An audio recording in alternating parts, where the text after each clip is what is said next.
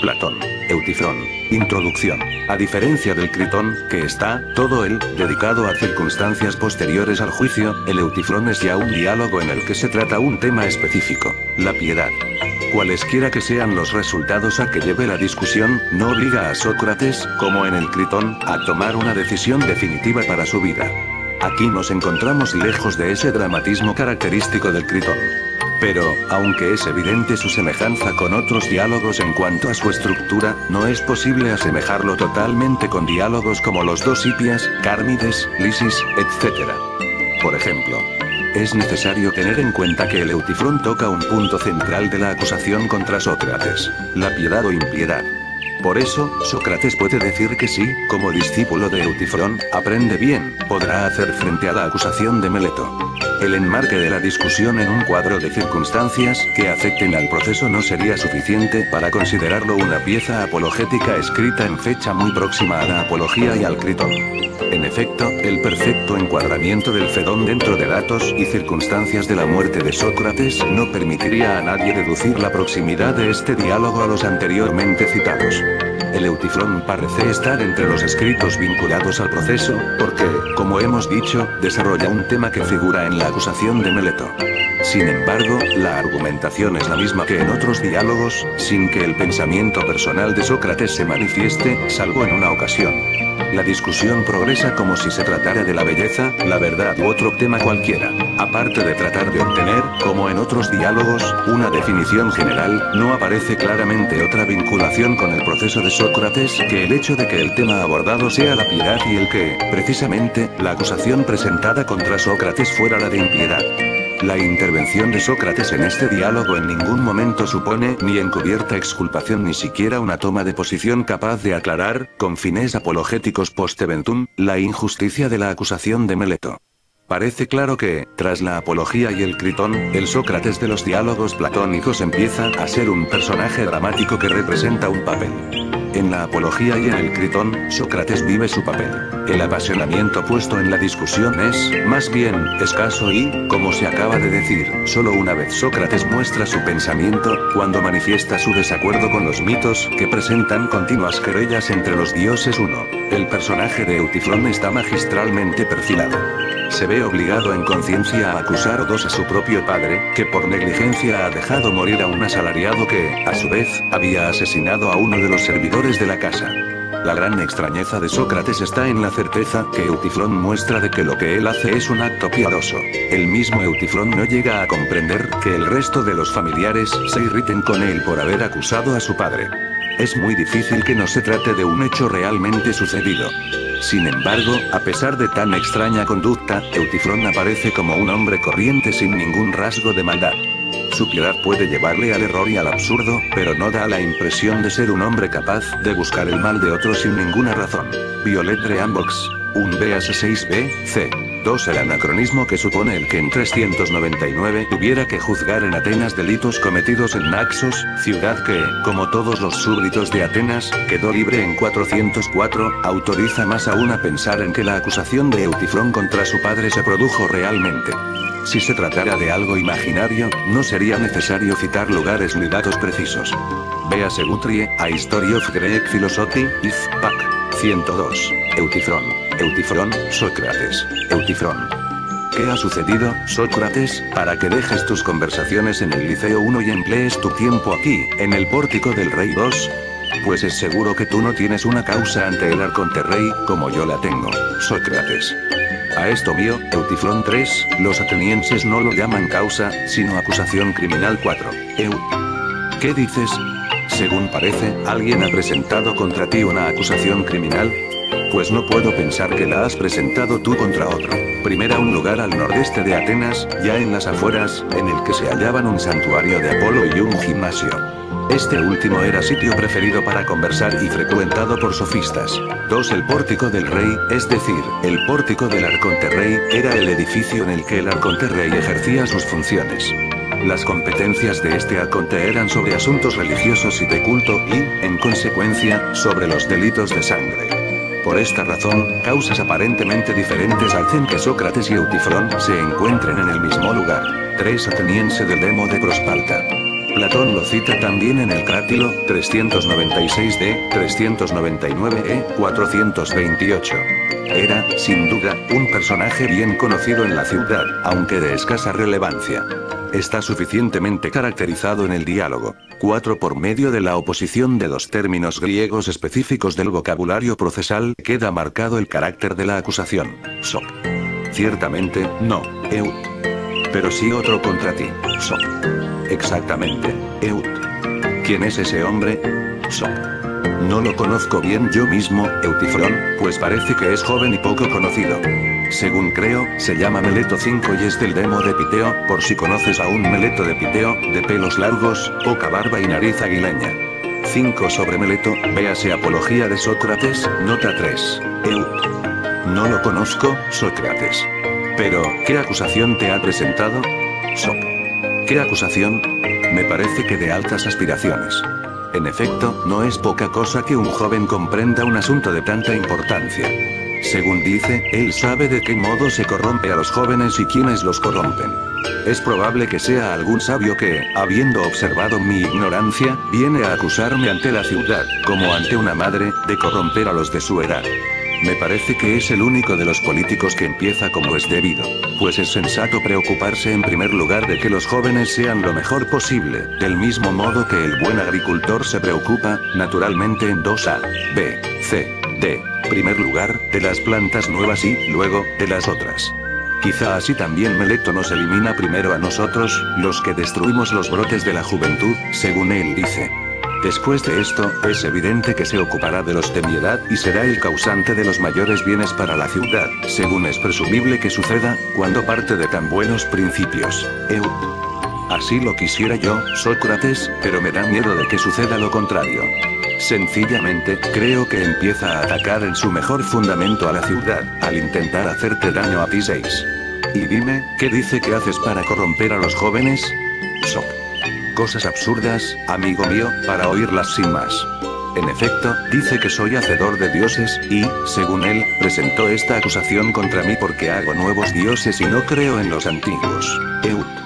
Entiendo, Sócrates, que eso es por el espíritu 7 que tú dices que está contigo en cada ocasión. Así pues, en la idea de que tú tratas de hacer innovaciones en las cosas divinas, te ha presentado esta acusación y, para desacreditarte, acude al tribunal, sabiendo que las cosas de esta especie son objeto de descrédito ante la multitud. En efecto, cuando yo hablo en la asamblea sobre las cosas divinas, anunciándoles lo que va a suceder, se ríen de mí pensando que estoy loco. Sin embargo, no he dicho nada que no fuera verdad en lo que les he anunciado, pero nos tienen envidia a todos los que somos de esta condición. En todo caso, no hay que preocuparse de ellos, sino hacerles frente. 6. Como se ve, la actitud de Eutifrón hacia Sócrates es benévola y no parece hallar motivos para la acusación de Meleto. 7. Por esta frase se ve que lo que Sócrates dice en Apología 40a debía de ser conocido por la mayor parte de los atenienses. Sop. El ser objeto de risa, querido Eutifrón, no tiene importancia alguna.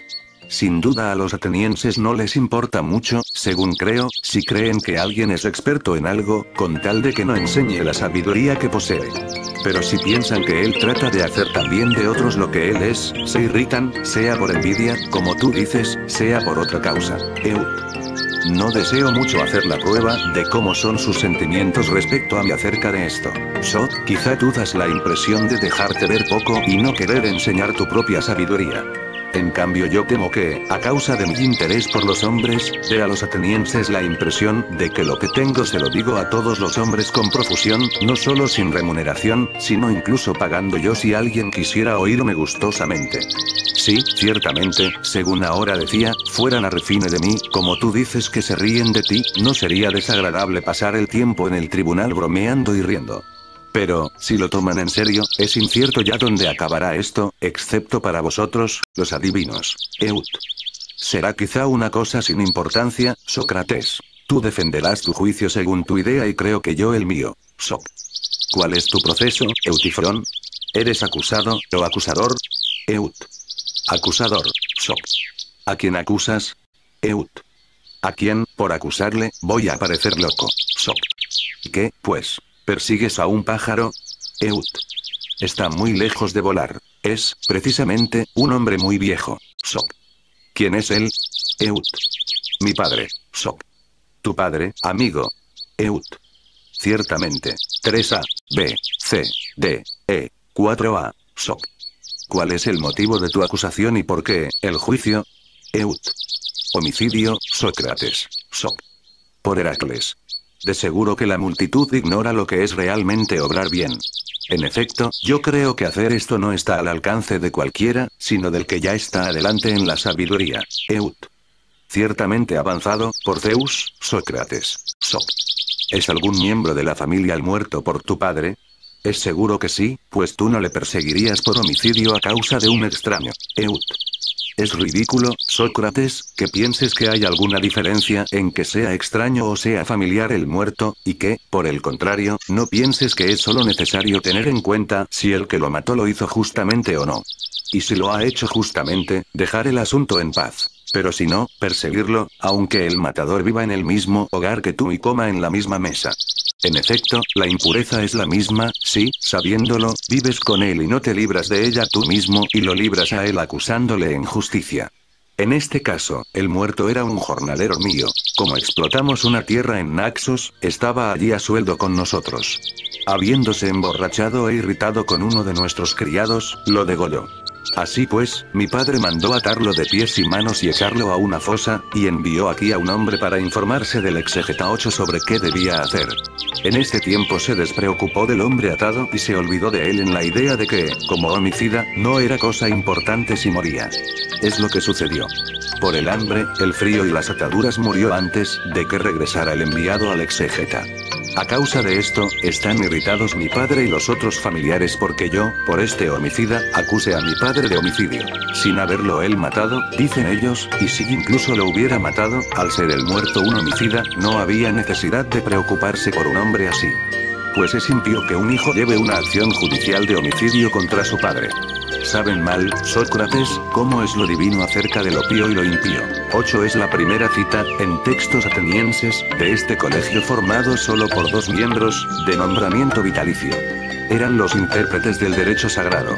Tenían sus funciones divididas y a uno de ellos le competía informar sobre purificaciones. Soc.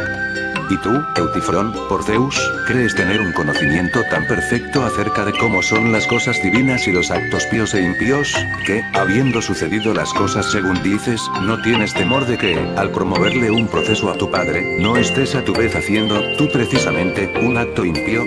Eut. Ciertamente no valdría yo nada, Sócrates, y en nada se distinguiría Eutifrón de la mayoría de los hombres, si no supiera con exactitud todas estas cosas. Soc. ¿No es acaso lo mejor para mí, admirable Eutifrón, hacerme discípulo tuyo y, antes del juicio frente a Meleto, proponerle estos razonamientos? Le diría que ya antes consideraba muy importante conocer las cosas divinas y que ahora, cuando él afirma que yo peco al hablar a la ligera sobre las cosas divinas y al hacer innovaciones, me he hecho discípulo tuyo.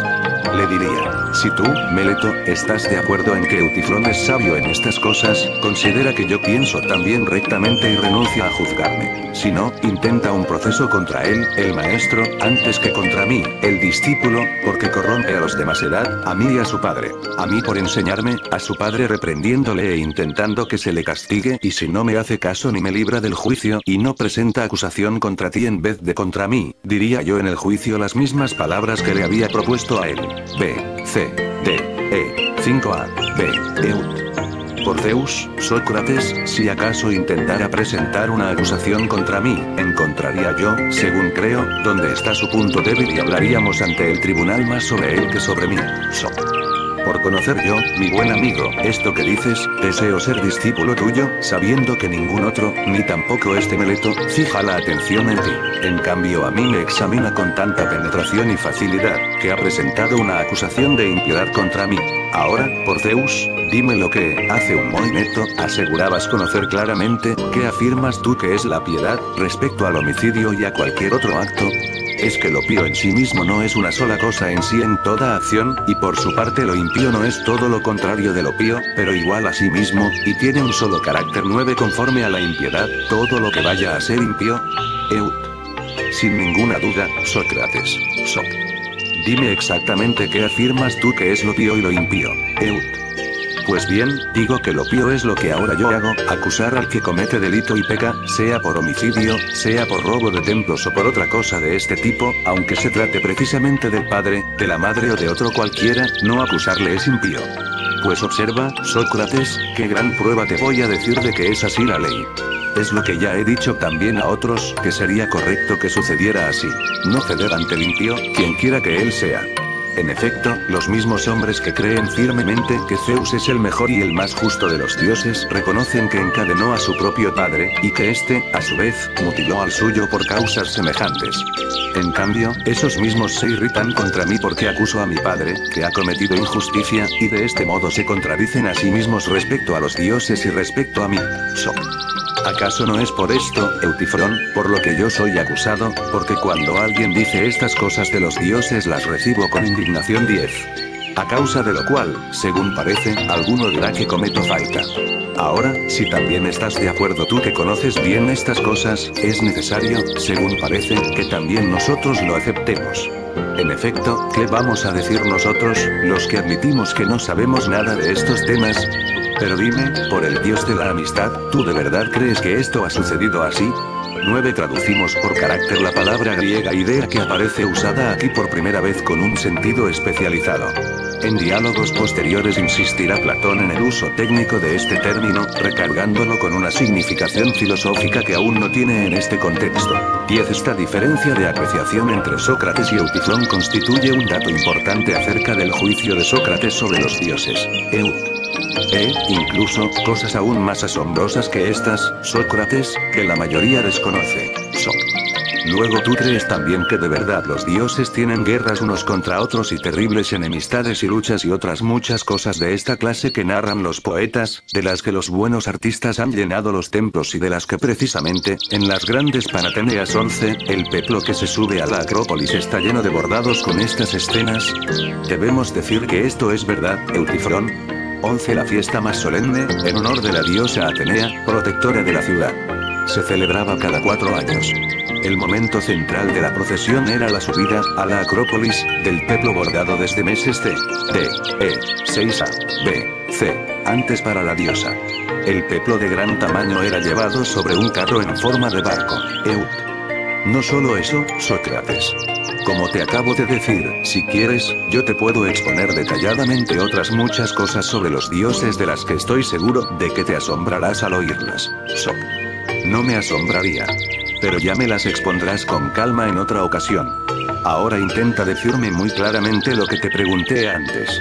En efecto, no te has explicado suficientemente al preguntarte qué es en realidad lo pío, sino que me dijiste que es precisamente pío lo que tú haces ahora acusando a tu padre de homicidio. He dicho la verdad, Sócrates. Tal vez, sí, pero hay, además, otras muchas cosas que tú afirmas que son pías. Ciertamente, lo son. ¿Te acuerdas de que yo no te incitaba a exponerme uno o dos de los muchos actos píos, sino el carácter propio por el que todas las cosas pías son pías?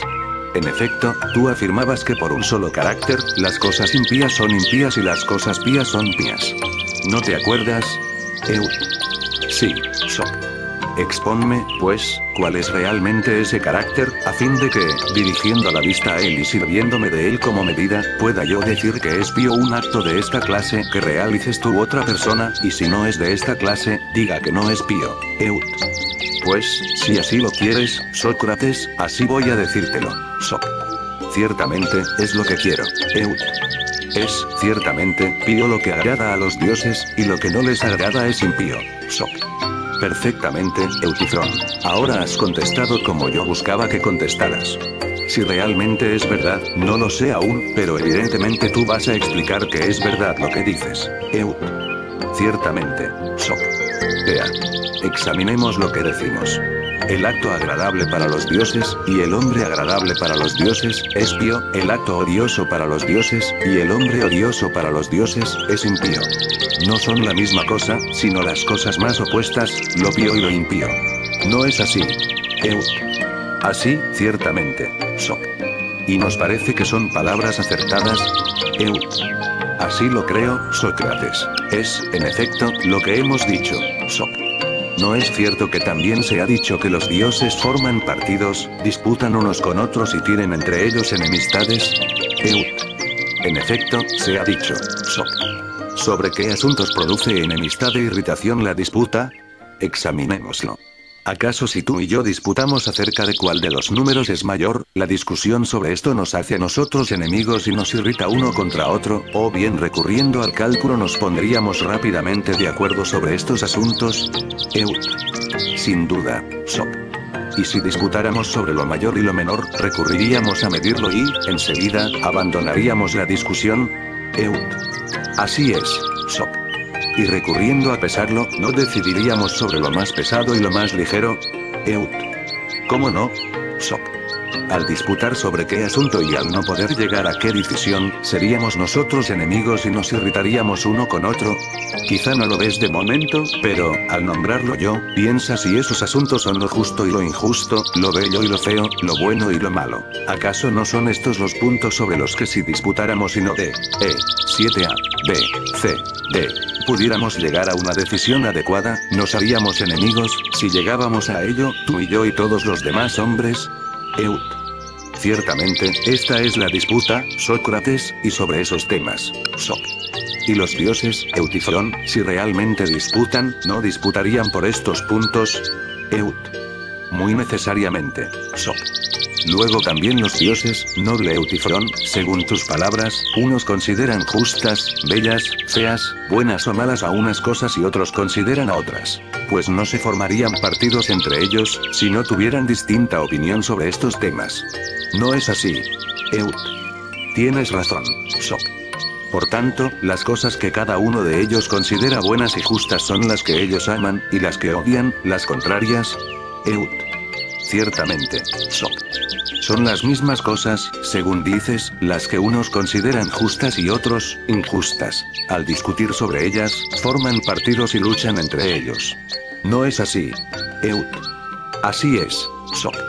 Luego, según parece, las mismas cosas son odiadas y amadas por los dioses y, por tanto, serían a la vez agradables y odiosas para los dioses. Eut. Así parece, Sop. Así pues, con este razonamiento, Eutifrón, las mismas cosas serían pías e impías. Eut. Es probable, Sop. Luego no respondiste a lo que yo te preguntaba, mi buen amigo. En efecto, yo no preguntaba qué es lo que, al mismo tiempo, es pío e impío. Según parece, lo que es agradable a los dioses es también odioso para los dioses.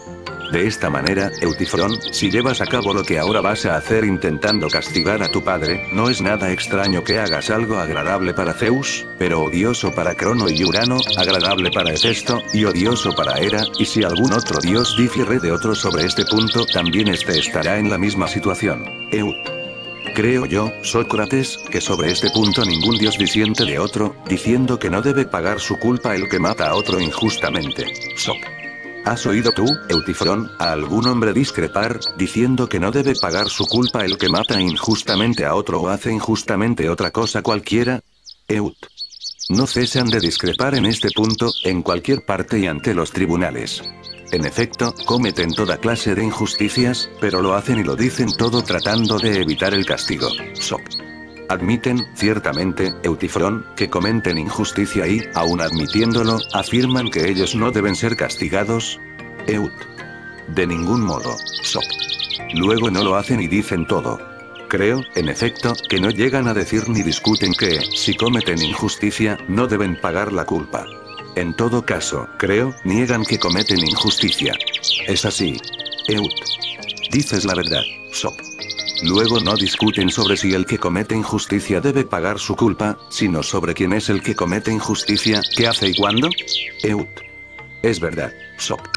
¿No les sucede a los dioses lo mismo, si es que los dioses forman facciones a causa de las cosas justas e injustas, como tú dices, y algunos afirman que se hacen daño unos a otros, y otros lo niegan? Pues sin duda, amigo, ningún dios ni ningún hombre se atreve a decir que no hay que castigar al que comete injusticia. Eut. Sí, lo que dices es verdad, al menos en lo fundamental. 8a, B, C, D, E, Sop.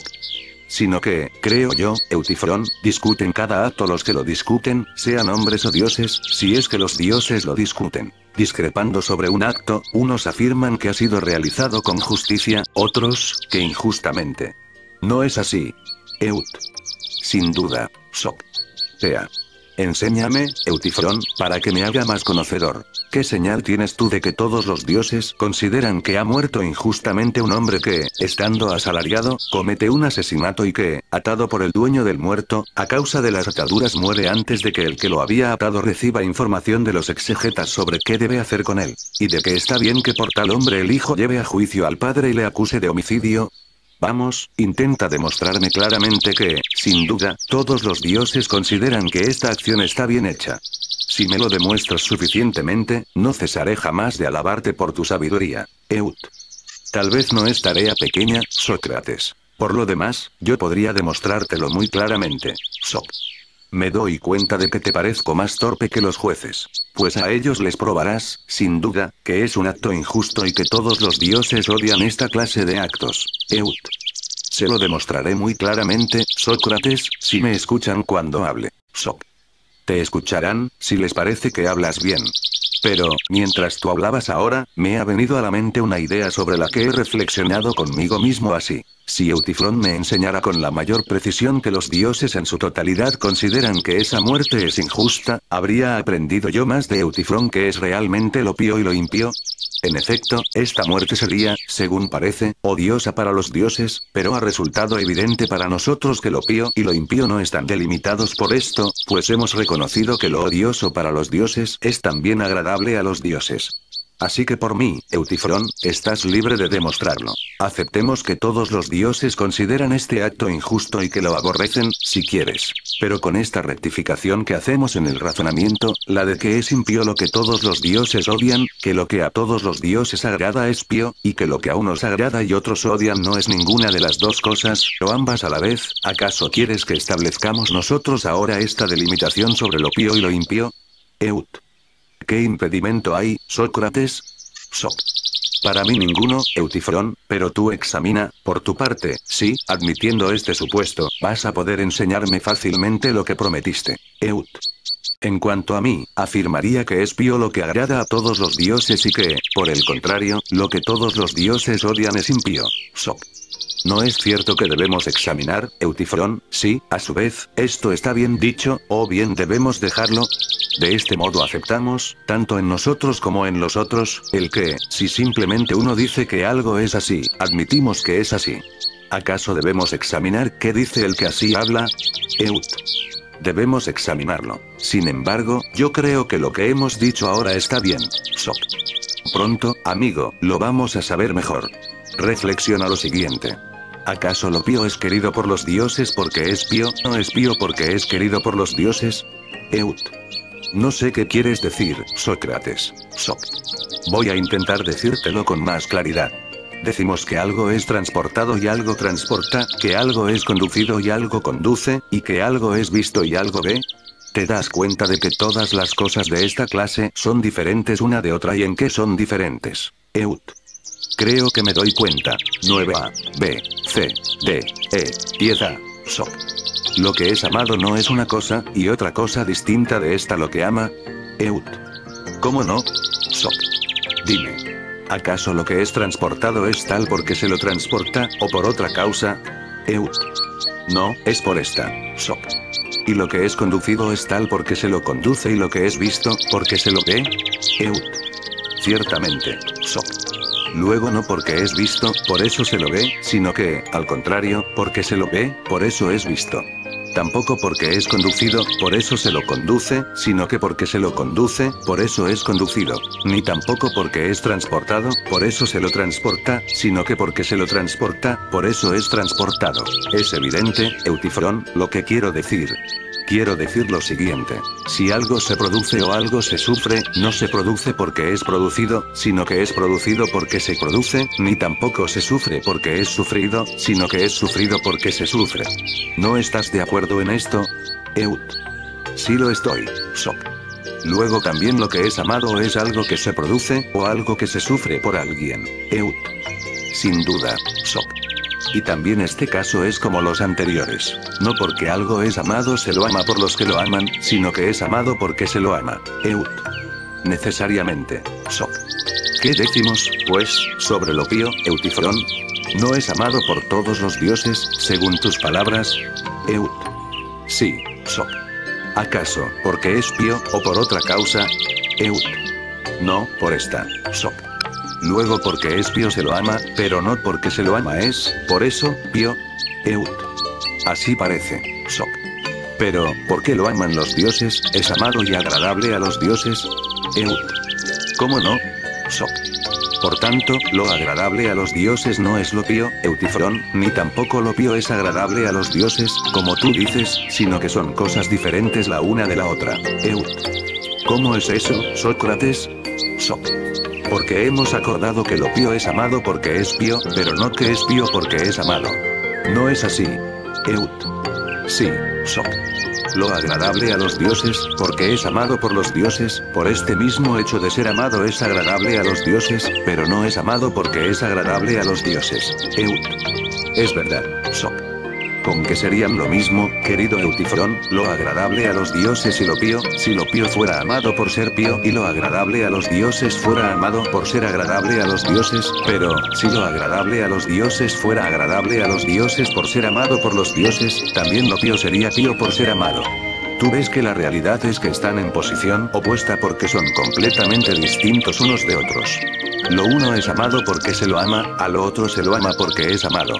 Es probable, Eutifrón, que al ser preguntado qué es realmente lo pío, tú no has querido manifestar su esencia, en cambio hablas de un accidente que ha sufrido, el de ser amado por todos los dioses, pero no dices todavía lo que es. Así pues, si quieres, no me lo ocultes, sino que, B, C, D, E, 11A, B, de nuevo, dime desde el principio que es realmente lo pío, ya sea amado por las dioses ya sufra otro accidente cualquiera. En efecto, no es sobre eso sobre lo que vamos a discutir, pero dime con buen ánimo qué es lo pío y lo impío. Eut. No sé cómo decirte lo que pienso, Sócrates, pues, por así decirlo, nos está dando vueltas continuamente lo que proponemos y no quiere permanecer donde lo colocamos. Soc. Lo que has dicho, Eutifrón, parece propio de nuestro antepasado Dédalo 12. Si hubiera dicho yo esas palabras y las hubiera puesto en su sitio, quizá te burlarías de mí diciendo que también a mí, por mi relación con él, las obras que construyó en palabras se me escapan y no quieren permanecer donde se las coloca. Pero, como las hipótesis son tuyas, es necesaria otra broma distinta. En efecto, no quieren permanecer donde las pones, según te parece a ti mismo. 12 para Dédalo, véase Hipias Mayor, nota 3. Eut. Me parece que precisamente, Sócrates, lo que hemos dicho se adapta a esta broma. En efecto, no soy yo el que ha infundido a esto el que dé vueltas y no permanezca en el mismo sitio, más bien me parece que el Dédalo lo eres tú, pues, en cuanto a mí, permanecería en su sitio. Soc. Entonces, amigo, es probable que yo sea más hábil que Dédalo en este arte, en cuanto que él solo hacía móviles sus propias obras y, en cambio, yo hago móviles, además de las mías, las ajenas. Sin duda, lo más ingenioso de mi arte es que lo ejerzo contra mi voluntad.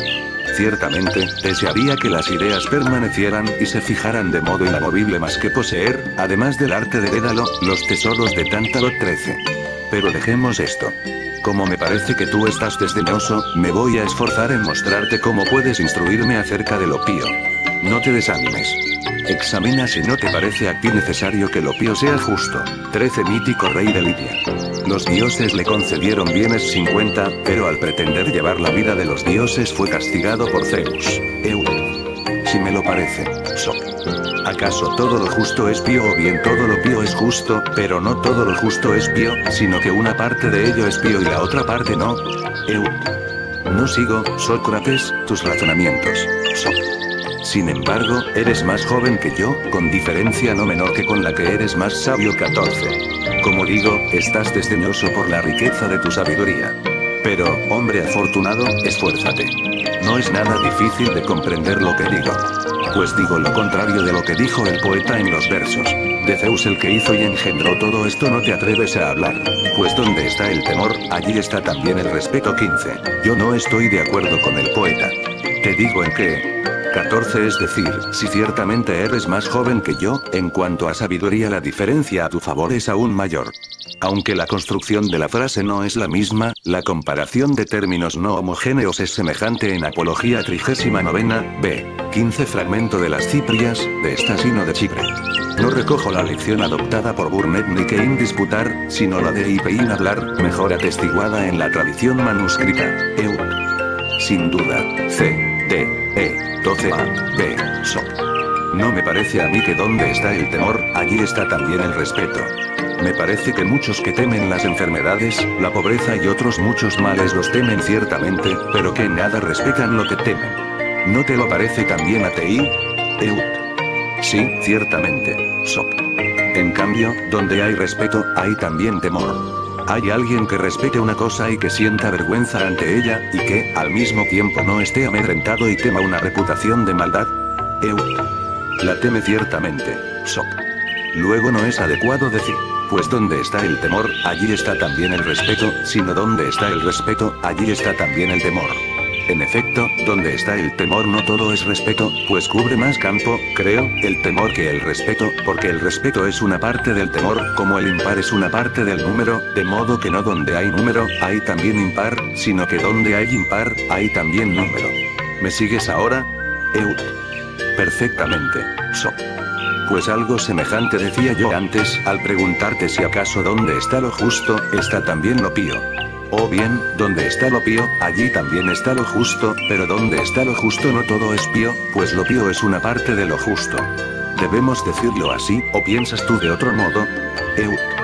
No, sino así, pues me parece que hablas bien. So. Mira, pues, lo que sigue. En efecto, si lo pío es una parte de lo justo, debemos nosotros, según parece, hallar qué parte de lo justo es lo pío. Así pues, si tú me preguntaras algo de lo que hemos hablado ahora, por ejemplo, qué parte del número es el par y cómo es precisamente este número par, yo te diría que el que no es impar, es decir, el que es divisible en dos números iguales. ¿No te parece así? Si me lo parece. So. Intenta tú también ahora mostrarme qué parte de lo justo es lo pío, para que podamos decir a Meleto que ya no nos haga injusticia ni nos presente acusación de impiedad, porque ya hemos aprendido de ti las cosas religiosas y pías y las que no lo son. Ciertamente, Sócrates, me parece que la parte de lo justo que es religiosa y pía es la referente al cuidado de los dioses, la que se refiere a los hombres es la parte restante de lo justo. So. Me parece bien lo que dices, Eutifrón, pero necesito aún una pequeña aclaración. No comprendo todavía a qué llamas cuidado. Sin duda no dices que este cuidado de los dioses sea semejante a los otros cuidados. En efecto, usamos, por ejemplo, esta palabra cuando decimos, no todo el mundo sabe cuidar a los caballos, excepto el caballista. Es así. Ciertamente. So. Luego, de alguna manera, la hípica es el cuidado de los caballos. Sí, So. Tampoco saben todos cuidar a los perros, excepto el encargado de ellos. Así es, So. Pues, de algún modo, la cinegética es el cuidado de los perros. Sí, So. Y la ganadería es el cuidado de los bueyes. Ciertamente, So. La piedad y la religiosidad es el cuidado de los dioses, Eutifrón. ¿Dices eso? Exactamente, So. Luego toda clase de cuidado cumple el mismo fin.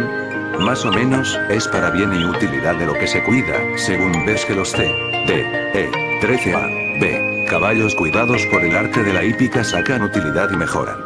¿No te parece así? A mí, sí, So. Y los perros cuidados por el arte de la cinegética, y los bueyes, por el de la ganadería y todas las demás cosas, del mismo modo. ¿O bien crees tú que el cuidado es para daño de lo cuidado? No, por Zeus, So. Es para su utilidad. ¿Cómo no? So. ¿Acaso también la piedad, que es cuidado de los dioses, es de utilidad para los dioses y los hace mejores? ¿Aceptarías tú que, cuando realizas algún acto pío, haces mejor a algún dios? De ningún modo, por Zeus, So. Tampoco creo yo, Eutifrón, que tú digas esto. Estoy muy lejos de creerlo. Pero, precisamente por esto, te preguntaba yo cuál creías que era realmente el cuidado de los dioses, porque pensaba que tú no decías que fuera de esta clase. Y pensabas rectamente, Sócrates, pues no hablo de esa clase de cuidado. So. Bien. Pero ¿qué clase de cuidado de los dioses sería la piedad? Eut. El que realizan los esclavos con sus dueños, Sócrates. Sop. Ya entiendo. Sería, según parece, una especie de servicio a los dioses. Eut. Ciertamente. Sop, ¿puedes decirme entonces, el servicio a los médicos es un servicio para la realización de qué obra? ¿No crees que la obra de la salud? Eut. Ciertamente. Sop. ¿Y el servicio a los constructores de barcos es un servicio para la realización de qué obra? Eut. Es evidente, Sócrates, que para la de los barcos. Sop. ¿Y el servicio a los arquitectos es la edificación de las casas? Eut. Sí, Sop. Dime ahora, amigo, ¿el servicio a los dioses sería un servicio para la realización de qué obra? Es evidente que tú lo sabes, puesto que afirmas que conoces las cosas divinas mejor que ningún hombre. Eut. Y digo la verdad, Sócrates. Sop. Dime, por Zeus, ¿cuál es esa bellísima obra que los dioses producen valiéndose de nosotros como servidores? Eut. Son muchas y bellas, Sócrates. Sop. También las producen los generales, amigo. Sin embargo, podrías decir fácilmente lo más importante, a saber, producen la victoria en la guerra. ¿Es así? Eut. Sin duda, Sop. Creo que también los agricultores producen muchas cosas bellas. Sin embargo, lo más importante es la producción del alimento sacado de la tierra. Eut. Ciertamente, Sop. Y de las muchas cosas bellas que los dioses producen, ¿cuál es la más importante? Eut. Ya te he dicho antes, Sócrates, que supone bastante esfuerzo aprender con precisión cómo son todas estas cosas. Sin embargo, te digo, simplemente, que si se sabe decir y hacer lo que complace a los dioses, orando y haciendo sacrificios, estos son los actos piadosos y ellos salvan a las familias en privado y a la comunidad en las ciudades. Lo contrario de lo que agrada a los dioses es lo impío, que destruye y arruina todo. Sop. Por muy poco, Eutifrón, habrías podido decirme lo más importante de lo que yo te preguntaba, si hubieras querido. Pero no C, D, E, 14A, B, estás dispuesto a instruirme, está claro. En efecto, ahora cuando ya estabas a punto de decirlo, te echaste atrás. Si lo hubieras dicho, ya habría yo aprendido de ti suficientemente lo que es la piedad. Pero, ahora, pues es preciso que el amante siga al amado a donde aquel lo lleve. ¿Qué dices que es lo pío y la piedad? ¿No es, en algún modo, una ciencia de sacrificar y de orar? Eut. Ciertamente, Sop. Sacrificar no es ofrecer dones a los dioses, y orar, hacerles peticiones. Eut. Exactamente, Sócrates. Sop. Luego, según este razonamiento, la piedad sería la ciencia de las peticiones y ofrendas a los dioses. Eut. Has comprendido muy bien, Sócrates, lo que he dicho. Sop. Estoy deseoso de tu sabiduría, amigo, y le presto mi atención de modo que nada de lo que dices caiga a tierra. Explícame cuál es este servicio a los dioses, afirmas que es hacerles peticiones y ofrecerles presentes. Eut. Sí lo afirmo, Sop. ¿No es cierto que pedir adecuadamente sería pedirles lo que necesitamos de ellos? Eut. ¿Qué otra cosa podía ser? Sop. Y, por otra parte, dar adecuadamente sería ofrecerles a cambio lo que ellos necesitan de nosotros. En efecto, no sería inteligente que alguien ofreciera a uno cosas de las que no tiene ninguna necesidad. Eut. Dices la verdad, Sócrates. Sop. Luego la piedad sería, para los dioses y los hombres, una especie de arte comercial de los unos para con los otros, Eutifrón. Eut. Arte comercial, si te gusta llamarlo así, Sop. No hay nada agradable para mí, si no es verdad. Indícame qué utilidad sacan los dioses de las ofrendas que reciben de nosotros. Lo que ellos dan es evidente para todo el mundo. En efecto, no poseemos bien alguno que no nos lo den ellos. Pero, ¿de qué les sirve lo que reciben de nosotros? ¿Acaso conseguimos tanta ventaja en este comercio, que nosotros recibimos de ellos todos los bienes y ellos no reciben nada de nosotros? Eut. ¿Pero crees tú, Sócrates, que los dioses sacan beneficio de las cosas que reciben de nosotros? Sop. ¿Qué serían, en fin, las ofrendas nuestras a los dioses, Eutifrón? Eut. ¿Qué otra cosa crees que pueden ser, más que muestras de veneración, de homenaje y, como acabo de decir, deseos de complacerles? Sop. Luego lo pío, Eutifrón, es lo que les complace, pero no lo que es útil ni lo que es querido para los dioses. Eut. Yo creo que es precisamente lo más querido de todo, Sop. Luego, según parece, de nuevo lo pío es uno querido para los dioses. Eut. Exactamente, Sok. Diciendo tú estas cosas, te causará extrañeza el que te parezca que tus razonamientos no permanecen fijos, sino que andan, y me acusarás a mí de ser un Dédalo y hacerlos andar, siendo tú mucho más diestro que Dédalo, pues los haces andar en círculo. ¿No te das cuenta de que nuestro razonamiento ha dado la vuelta y está otra vez en el mismo punto? ¿Te acuerdas de que antes nos resultó que lo pío y lo agradable a los dioses no eran la misma cosa, sino algo distinto lo uno de lo otro? ¿No te acuerdas? Eut. Sí, me acuerdo. C, D, E, 15A, B, C, Sok. ¿Y no te das cuenta de que ahora afirmas que lo querido para los dioses es pío? ¿Es esto algo distinto de lo agradable a los dioses, o no? Eut. Es lo mismo, Sok. Luego, o bien antes hemos llegado a un acuerdo equivocadamente, o bien, si ha sido acertadamente, ahora hacemos una proposición falsa. Eut. Así parece, Sok. Por tanto, tenemos que examinar otra vez desde el principio qué es lo pío, porque yo, en lo que de mí depende, no cederé hasta que lo sepa. No me desdeñes, sino aplica, de todos modos, tu mente a ello lo más posible y dime la verdad. En efecto, tú lo conoces mejor que ningún otro hombre y no se te debe dejar ir, como a Proteo 16, hasta que lo digas. Porque si tú no conocieras claramente lo pío y lo impío, es imposible que nunca hubieras intentado a causa de un asalariado acusar de homicidio a tu viejo padre, sino que hubieras temido ante los dioses arriesgarte temerariamente, si no obrabas rectamente, y hubieras sentido vergüenza ante los hombres.